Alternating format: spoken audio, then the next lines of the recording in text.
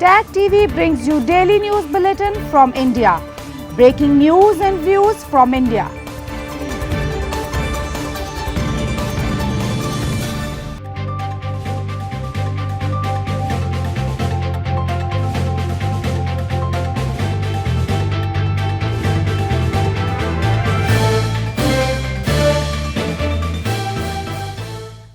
Good evening. Welcome to South Asia Newsline. I'm Lipakshi Khurana.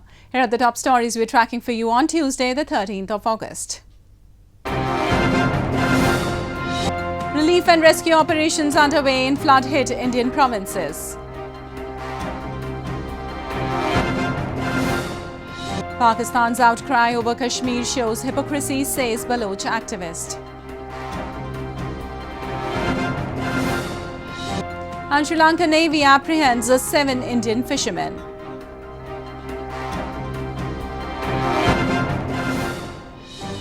Now for all the details. In the wake of the ongoing flood crisis, the Indian Air Force has launched a large-scale operation to help the flood-affected people in several provinces, including Karnataka and Maharashtra. The Indian Air Force on Tuesday provided relief material to flood-affected people in Kolhapur city of Western Maharashtra province.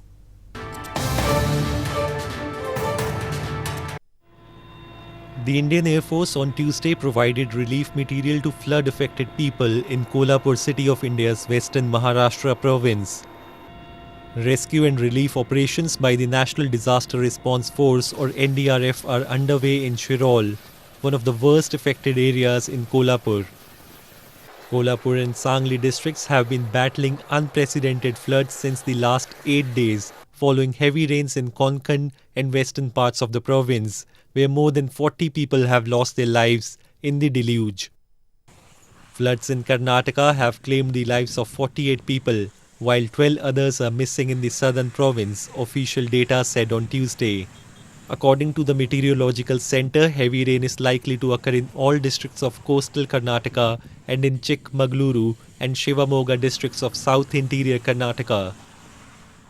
Rescue operations 8 अगस्त से चल रहा है और जैसे हम बात कर रहे हैं अभी भी ऑपरेशंस चल रहा है हम्पी में, जहां कि 200 लोग फंसे हुए हैं और मी-17 V5 के द्वारा वहां पे लैंड करके उन लोगों को बचाया जा रहा है और उन्हें विजयनगर एक एयरफील्ड है नज़दीकी 10 मिनट की फ्लाइंग टाइम पे वहां पे ले जाया जा रहा है. While heavy to very heavy rainfall is likely to occur in Odisha province, as per the India Meteorological Department, rainfall activity over Kerala and Karnataka is likely to decrease significantly from August 15 onwards. In news from Pakistan, incessant rains lashed Pakistan's Karachi city, triggering floods and throwing life after gear for the residents. Locals of Abdullah Shah Ghazi Goat area, whose houses have been submerged and properties damaged, blamed government of inaction and forcing them to fend for themselves.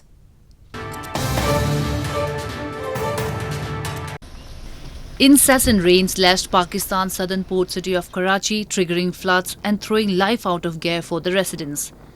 Many houses in Abdullah Shah Ghazi Goat area of Karachi have been submerged, properties destroyed, forcing residents to move to safer areas and fend for themselves.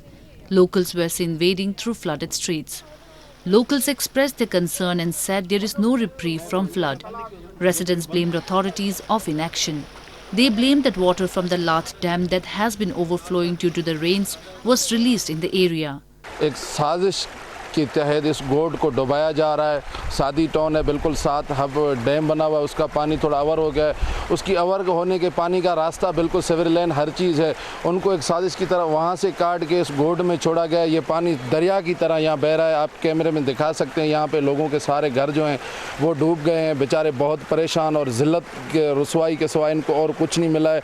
और पूरे दिन की जो है यहाँ हाल अहवाल यही है कि तकरीबन जो हुकूमती नुमाइंदे हैं 42 सेशन तक ज़रूर आए हैं इस रोड मेन रोड के ऊपर, वहाँ से देख के वापस चले गए हैं और ना इनका कोई पुरसान हाल है, ना कोई पूछने भी आया है. अब देखते हैं, रात होने वाली है, देखते हैं हमारे साथ क्या सलूक होता है. और हमारी गुजारिश है आला हुक्काम से कि बराए मेहरबानी इतना तो करें, जीने का हक दें हमें. Locals blame that no government representative has taken action and people are working on their own. Every year, many cities in Pakistan struggle to cope with the monsoon deluge, drawing criticism about poor planning. Moving on, Baloch activist Hamal Haider has said that Pakistan's outcry over the developments in India's Jammu and Kashmir and Islamabad's advocacy for the human rights of Kashmiris shows the heights and hypocrisy and shamelessness. He highlighted Pakistan's illegal occupation of Balochistan over 70 years ago and human rights violations throughout the years. The foreign spokesperson of the Baloch National Movement, Hamal Haider, has said that Pakistan's outcry over the developments in Kashmir and its advocacy for the human rights of Kashmiris shows the height of hypocrisy and shamelessness when compared to 72 years of their illegal occupation of Balochistan. Haider's remarks came in the wake of Pakistan requesting the international community to intervene after India revoked the special status granted to Jammu and Kashmir and made it a union territory. Haider highlighted that Pakistan has over the years extrajudicially abducted and killed thousands of political activists in Balochistan. Pakistan resorted to military force and invaded Balochistan on 27th March 1948 and annexed it against the will of Baloch people. Now, Pakistan's recent outcry over Kashmir's issue and its advocacy for the human rights of Kashmiri people is, I think, the height of its hypocrisy and shamelessness when it has illegally occupied Balochistan for the last 72 years and extrajudicially abducted and killed thousands of Baloch political activists. Baloch activists blame that more recently, through its so-called development projects, Pakistan has been recklessly exploiting the natural resources in the illegally occupied region. They accuse that Pakistani security forces have been given a free hand to eliminate dissenting voices, and the Pakistani media has completely blacked out the situation in Balochistan. In news from Afghanistan, Afghanistan's first Vice President Abdul Rashid Dostum in recent remarks accused President Ashraf Ghani of misusing government resources. The presidential palace rejected the accusation, calling it irrelevant. The presidential palace on Monday rejected the remarks by First Vice President Abdul Rashid Dostum, who accused Afghan President Ashraf Ghani of violation of law, bullying, and use of government resources. Dostum, who is supporting Chief Executive Abdullah Abdullah in the upcoming presidential election, accused Ghani and his election campaign team of misusing government resources for campaign purposes. He made the remarks in an address to tribal elders of the northern province of Jawzjan on Sunday. He said that he had warned at the beginning of the National Unity Government not to use Afghanistan's security agencies for political purposes. He added this demand by him was accepted in principle but was not implemented. Reports suggest that Dostum, a former ethnic Uzbek militia leader, is part of the government, but he has not been on the same page with the president over the past few years. Moving on to news from Bangladesh. Bangladesh continues to be in severe health crisis as dengue cases in the densely populated country are increasing day by day. Since January 1st to August 12th, at least 40 deaths have been reported so far.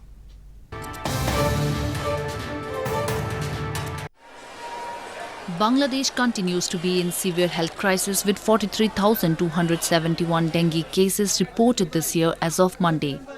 According to the figures reported by the Directorate General of Health Services or DGHS on Monday, at least 40 deaths from the viral dengue fever were reported this year across the densely populated country.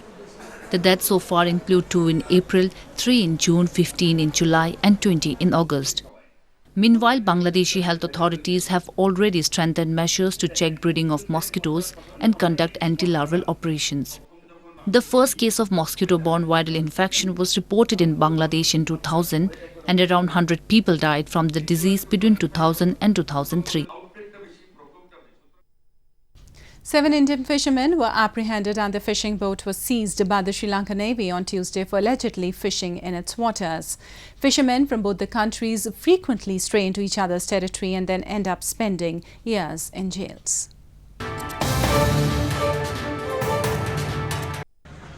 Seven Indian fishermen were arrested by the Sri Lankan Navy on Tuesday for allegedly poaching in its territorial waters. The fishermen had gone out fishing when they were apprehended by the Lankan Navy near Delta Island in the early hours of the day, and their boat was also seized. The arrested fishermen had been taken to Kangne Santharai Naval Camp in Sri Lanka till the last reports came in and were likely to be produced before Jaffna Fisheries Authority later in the day. 7 மீனவர்கள் இருந்தாங்க. அவங்கள இலங்கை கடற்படையினர் கைது செய்து இன்னைக்கு விசாரிச்சுக்கிட்டு இருக்காங்க. இது தொடர்ச்சியாக ராமேஸ்வரம் பகுதியில் இப்படி மீனவர்களை கைது செய்வது, படகுகளை கைது செய்வது, இது போன்ற நடவடிக்கைகள் என்பது தொடருது. India shares an expansive oceanic border with Sri Lanka without any perceptible demarcation, and fishermen on both sides ignore rules while netting their catch. Sri Lanka has long fumed over poaching and illegal fishing by Indian fishermen that it says depletes the catches of its own fishermen. A colourful annual procession of elephants and drummers was carried out during a Buddhist pageant in Sri Lanka's Kandy city recently. The annual event also witnesses an elephant carrying a casket containing a tooth relic believed to be belonging to Lord Buddha.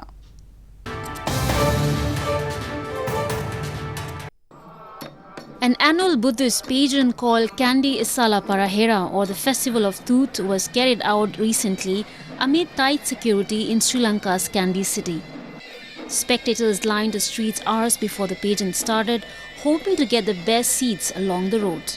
Drummers, traditional dancers and torch bearers, like every year, escorted the beautifully decorated elephants in the colourful parade. The pageant starts from the Temple of the Tooth, which is the most religious place of worship for the island's majority Buddhist. The event has been held annually for centuries, and the highlight of the parade is a casket which Buddhists believe contains a tooth relic of Buddha carried on top of an elephant. The parade is a major tourist attraction, but this year's turnout was low due to the Easter Sunday church attacks. The festival lasts for 10 nights and continues till the evening of the full moon. Indian Prime Minister Narendra Modi featured in an episode of Discovery Channel's Man vs. Wild with acclaimed television adventurist Bear Grylls on Monday. Walking through the wild, Prime Minister Modi talked about a range of topics from his political and personal life. The special episode of Man vs. Wild on Discovery Channel featuring Indian Prime Minister Narendra Modi aired on Monday. Prime Minister Modi joined British TV adventurer Bear Grylls on his survival TV program and talked about a range of topics from his political and personal life to his relationship with nature while walking through the wild. During the conversation with Grylls, Modi urged to live with love for nature and not exploiting it for one's own ends, but leaving it for the future generations. Grylls, prior to the airing of the show, said that Prime Minister Modi showed he was calm in a crisis, a good quality to have as a world leader. And actually I was surprised of how comfortable he was out there and how calm he was as well. And, you know, I really just hope ultimately that the actions follow. You know, together we've got to do all we can to protect our environment and promote conservation and look after our world. Filmed in India's Jim Corbett National Park, Prime Minister Modi during the show said, "The forested wildlife sanctuary is a great place for people to experience nature, and people who are interested in the environment should come and visit this lovely place." PM Modi said India is a place where one will find lush green forests, diverse wildlife, beautiful mountains and mighty rivers. Well, that's the way it was in South Asia this evening. Before we conclude, the top stories once again. Relief and rescue operations underway in flood-hit Indian provinces. Pakistan's outcry over Kashmir shows hypocrisy, says Baloch activist. And Sri Lankan Navy apprehends 7 Indian fishermen.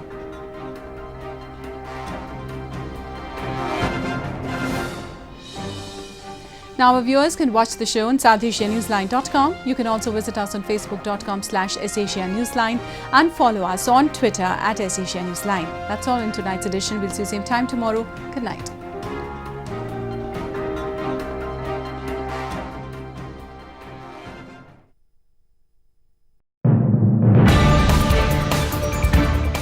Tag TV brings you daily news bulletin from India. Breaking news and views from India.